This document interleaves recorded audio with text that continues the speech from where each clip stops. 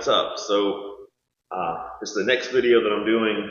This one's going to be a little shorter, hopefully, and I'm going to try to not be so technical when I'm explaining stuff. I know that a lot of you are pretty new to this stuff, and I don't want to get too overly like scientific and all that kind of stuff. But just try to explain this in a way that's easy for everyone to understand, and that way you get the most out of what I'm trying to explain. So today, what I want to talk about, Adam, you had commented on my post, and you were talking about sugar intake and not not wanting to drop a bunch of calories and all that kind of stuff, and that's a good point. And then Jason Lears with the how to be a little more functional.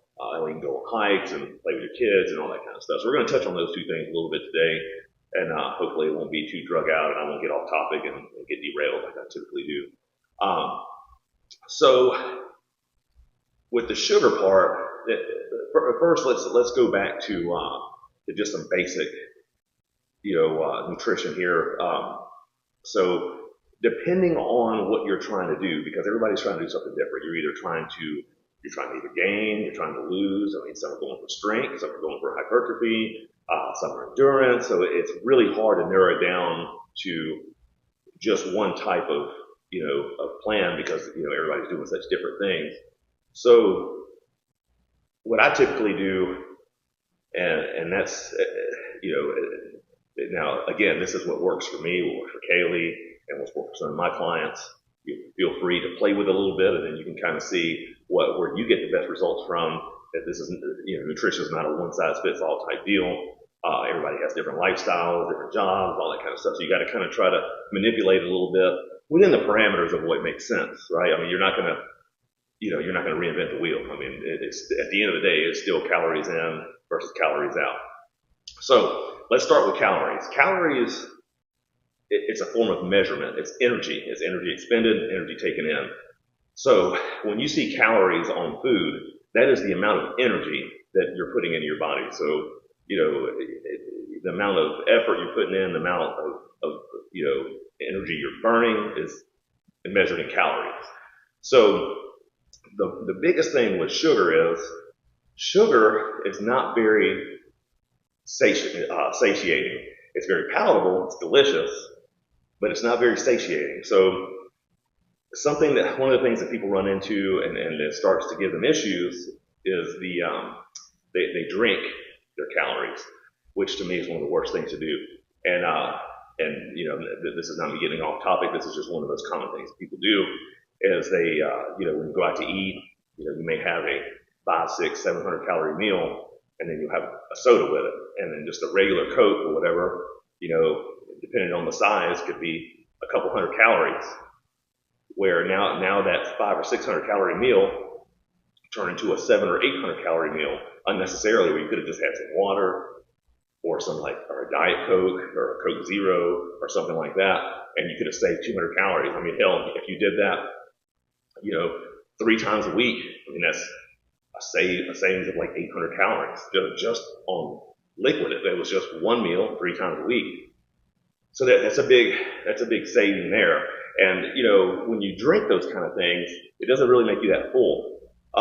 So you end up adding all these calories, and in your mind, you're not getting full from it. So it's like you didn't eat anything, right? So it's just a bunch of empty calories you're taking in, and it's driving your carbs up, and therefore making you hypercaloric at the end of the day. And that's what you want to try to avoid. So the long and short answer is the sugar is not a big deal as long as you're not eating it to where it's making you hypercaloric. You need to be within your calorie range that you're trying to either maintain or whether you're trying to gain or lose. Because even if you're in the process of bulking, I mean, you definitely don't want to have an excessive amount of calories and sugar and stuff, because then you're just going to get fat. And you're going to hold a bunch of fluid, and then it's going to turn into body fat, and then you're just going to have to cut that much harder. So something that I found that works really well to kind of negate a lot of that is to try to front load your day with a lot of water And then if you, that way it kind of keeps you from eating so much, and that way you can kind of space your meals out. You're not like, oh my God, I'm starving, and you're trying to get through all your meals, and you're just like looking forward to get to the next meal, the next meal, the next meal, until the day's over with. And I found that doing that will help. And also, if you just have to have dessert, try to have your dessert with your meal at the end of your meal, because you're already kind of full from the food, and then you have your dessert instead of like just randomly going and getting like a gigantic slice of cake or a couple cookies, because that could turn into 5 or 6 cookies or 8 cookies because you haven't had anything to eat, and then that's what's in front of you, and then you're like, I don't want to eat my meal because I just had all these cookies. So just like little tips that you can do that'll kind of help curb that kind of stuff. I usually, what I do, and this is what I found that works really, really well, and it's a good rule of thumb, is whatever your calorie intake is, I divide it 40-40-20. I do 40% protein, 40% carbs, 20% fat. And that's a good starting point. And then typically what I do, whether you're trying, when I'm losing and I'm in a cutting stage, I try to lose about 2 pounds a week. That's my goal. So, but when I'm trying to gain, I'm usually trying to gain about 1 pound a week. I like to gain a lot slower. That way I can keep an eye on how I'm looking. I don't want to get too out of hand too quickly. And I just don't want to gain a whole bunch of body fat as I'm trying to bulk up, which, I mean, I'm not going to be bulking up probably until the fall. But even if you're trying to lose, right, you start with the 40-40-20 and then watch it. And if you're losing too much, bump the calories up a little bit, a couple hundred calories. Just keep in mind, 3,400 calories makes a pound. So if you're wanting to lose a pound a week, you need to be in a deficit that will, when you divide it into 7 days, 3,400 calories, it's not rocket science. And you lose a pound a week. Same thing to gain. If you want to gain a pound a week, surplus 3,400 calories a week, boom, you got your pound. Just depending on, what your base metabolic rate is and all that kind of stuff. But you can find those formulas and stuff online, or if you need me to, I can link them here in the video, and that way you can kind of figure out what your base metabolic rate is and how to calculate that. So yeah, I personally try to avoid sugar a lot because it's one of those things where it's a slippery slope. You can do a little bit here, and some people can't handle it, and they get off the rails, and they end up doing all this crazy stuff, and then they're like, oh my God, now they're like a week or two behind. And I'm typically not like that because I'm not a big sweet person. I like food, and that's what my issue is. Kaylee is a lot more of a sweet eater. She's got the formula down to where she can eat a little something sweet every day. It doesn't affect her very much. She has it planned into her food, and she has those calories allotted for that, and it helps her tremendously. Now, some people may not be able to do that. This is just solely what works for her, and that's okay, But yeah, I wouldn't stress too much over the nitpicky stuff. I would just if you are within your macros and within your calories, you should be good to go. But again, just remember, the more of that you have, and that's usually, it's more calorie dense for what it is, you're going to have to shave those calories off somewhere else if you do that, because if not, you'll be hypercaloric, and then you'll be over your calories for the day and possibly for the end of the week. So that's just one thing to keep in mind. So as far as the functional stuff, I hear this a lot, and I hear a lot of mobility training and all that kind of stuff. Listen, guys, go to a gym. If you do squats, full range of motion, start very, very light, butt to ankles, right? That is a full squat all the way down until you can't come up. Don't ego lift. If you can only do a 10-pound plate on each side, start with a 10-pound plate, progressively overload every week, add either a rep or a set, and then slowly build up that way. Or you can add a little more weight as you get stronger. Try not to go more than 5 or 10 pounds at a time. Just make sure everything's good.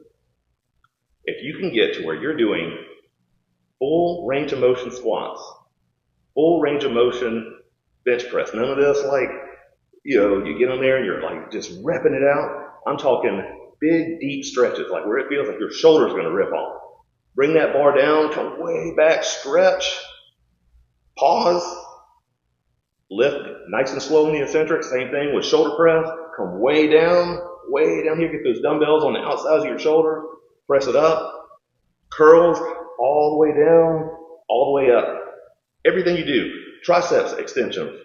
come way up, press straight down, all the way up, straight down, right? Do everything with strict form. Back the weight down, get into that good rep range. Now this is, it's easier said than done because I've seen some of the stuff people do in the gym, and it's kind of it's scary. But look, especially if you're over 30, right? If you're over 30 and you're in there like trying to throw a bunch of weight around with bad form, it's just a really bad look. I mean, if you're 20, 21, you're a stupid kid, it's understandable. You're full of piss and vinegar, and you can get in there and you can just throw shit around, and you'll be fine. Probably won't get injured, not yet anyway.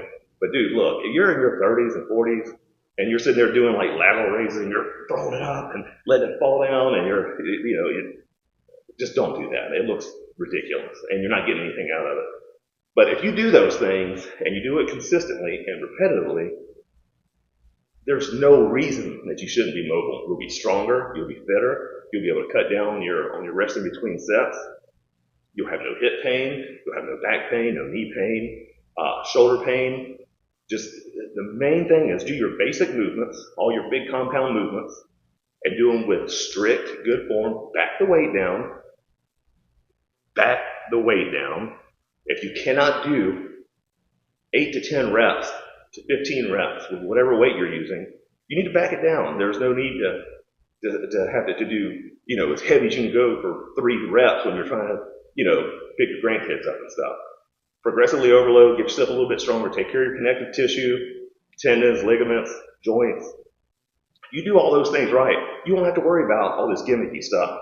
You'll be mobile. I mean, if you can squat butt to ankles, you're pretty mobile, motherfucker. I'm telling you right now, especially if you're older. I mean, if you're getting way down there. I mean, hell, I'm in the gym all the time, and I maybe see 2 people a week that do things that are full range of motion, and they come all the way down, all the way up on all their movements. It just doesn't happen. Then they complain about injuries, and I don't know why my shoulder's torn up. I don't know why my chest isn't growing. Well, I mean, I can tell you why, because you're doing half reps or you're doing this crappy, slinging weight around instead of actually doing strict, eccentrics and explosive concentrics. So, yeah, that's a good rule of thumb there. Just set your splits up, back it down, maybe, back down how many exercises you're doing, back the volume down at first till you get used to doing it that way, and then slowly build up from there, add some volume. You can add some more exercises, add some more sets as the time goes on. Then you take your deload week, and then start your mesocycle all the way back over again, and everything's all healed up, feel good, do it again, go do the same thing 6 weeks later, take another deload week, start your mesocycle over again the following week after that, and you just keep building from there. And it'll be just kind of like a stair step. But there's no secret, like, magical cure for all this stuff. It's just basic stuff that when performed with good technique, with strict form, and you're not ego lifting, you're doing the weight that's right for you, then you'll be fine. You'll have plenty of mobility, you'll be healthy, you'll feel good, have, good strength, good everything. I mean, that's the best advice I could give you. I wish that I could tell you, like, yeah, you go out there and you strap a truck to your back and drag it down the driveway, it's going to make you better.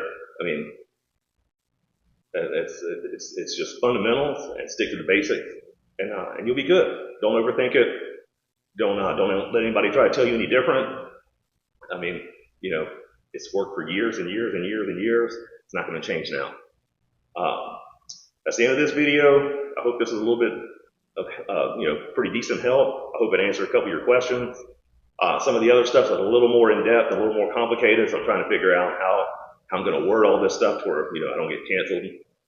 I don't piss a bunch of people off, because some of these diet fads and stuff are very cultish, and people get their feelings hurt with actual data instead of, feelings. So I'm just gonna think long and hard how I'm gonna handle some of these next topics. Until next time, atrévete.